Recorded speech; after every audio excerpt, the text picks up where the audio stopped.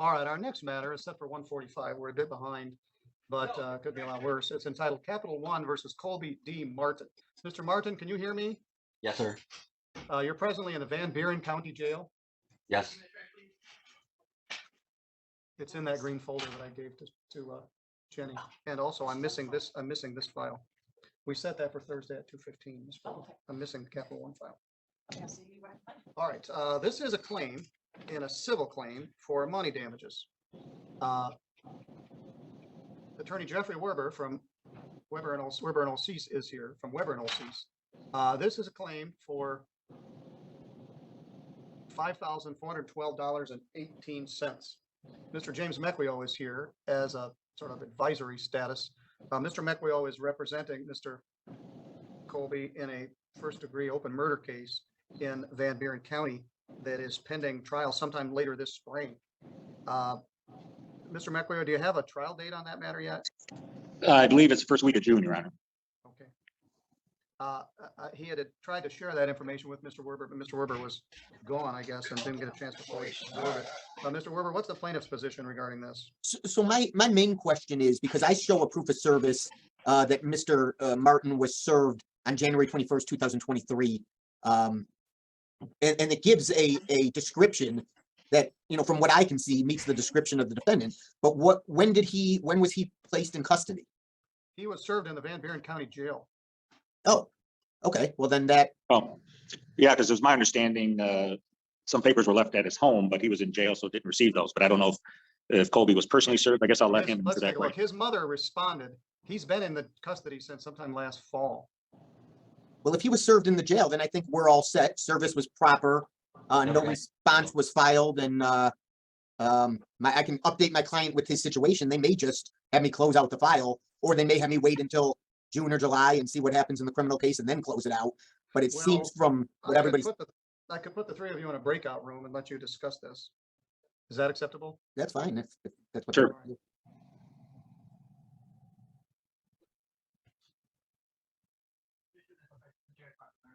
Van Buren County has been very good at connecting us. Let's bring in this guy. Where was it? All right, somewhere along the line, I think he's stuck in the breakout room. Let me bring him back.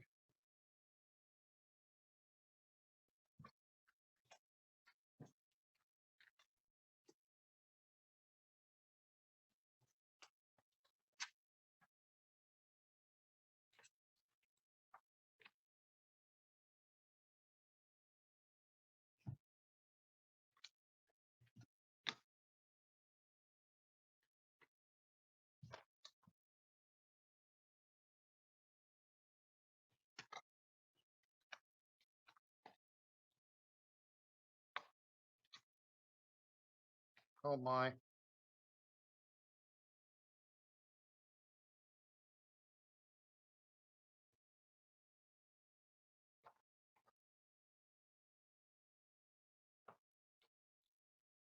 "17 seconds.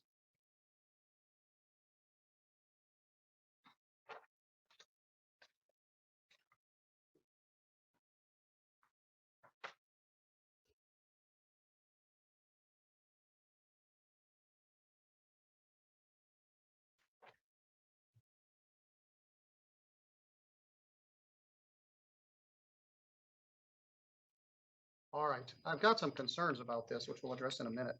We're returning to file 221841. I didn't have the paper file in front of me. I was looking at the electronic file. I have it now. The process server, Ms. Darlene Correll, swore that she personally served Colby Martin at the Blythe Road address on January 21st, 2023.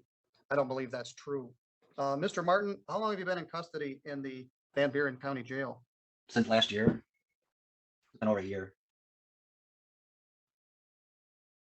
And nobody personally served a summons and complaint on you in January of 23, is that correct? Yeah, you're correct. Was that the summons, judge, or default in January?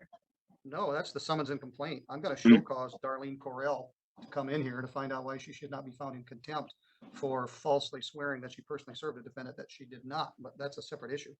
Is there any indication he was served at the jail? I thought there was some No, discussion. there's not. This is a proof of personal service sworn to by this officer that she personally served him at Blythe Road. And as you know, our local process server, Sergeant Bruce Morse, has an impeccable record, and I trust him implicitly.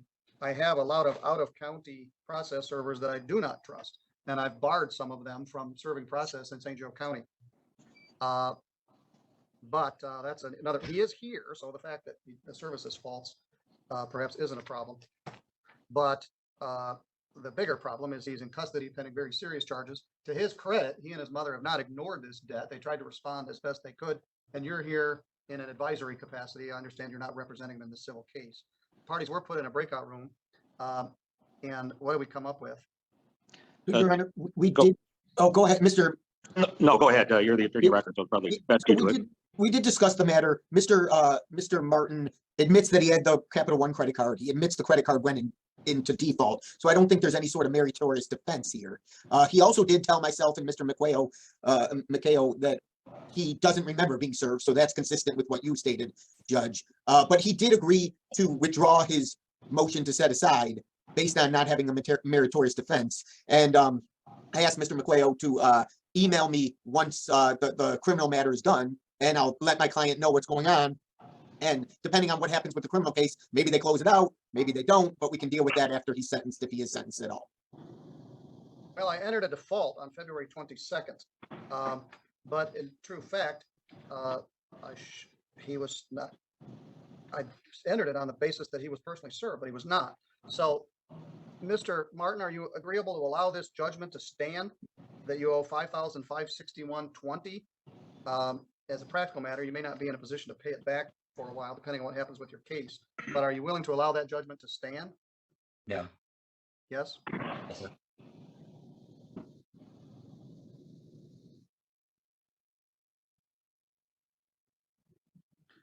All right, so a motion to set aside the default is denied. I'll put withdrawn. Defendant was not personally served, as he was in custody. All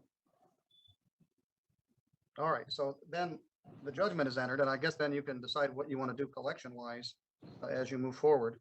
But Mr. Martin, I'll allow this judgment to stand, and I'm going to separately do an action regarding this process server who swore that they personally served you when they did not. Your Honor, if you don't mind, could you also provide my office with a notice to appear for the show cause hearing? I'm not familiar with this process server, and I'd like to appear because I'm with you. If they're not doing things proper, I am, we'll find somebody else. This has come up several times. I had a process server that was getting second summonses and then claimed that he had visited the places, and I set a blanket hearing, and about 22 people showed up, all of whom had not been personally served. I don't remember if I found a contempt with other sanction, but I barred that process server from serving process in St. Joseph County. And this does disturb me. So I will do an order to show cause to process server, because you may not want to use them anymore, Exactly. and provide notice to plaintiff attorney. Thank you, Your Honor. Mr. Martin, do you have any questions about this? No, I think I'm good. All right, thank you. And Mr. McWheel was here and well aware of what happened, although he's not formally appearing on your behalf. Yeah. All right, you guys have got other matters to take care of in the spring. I will set up the show cause, and if you're needed as a witness, I suppose we could always summon you, but I have evidence that you were incarcerated at the time they alleged they served you, and that should be sufficient. All right, good luck, sir. Thank you. Thank you, Your Honor. Appreciate your time today. Thanks.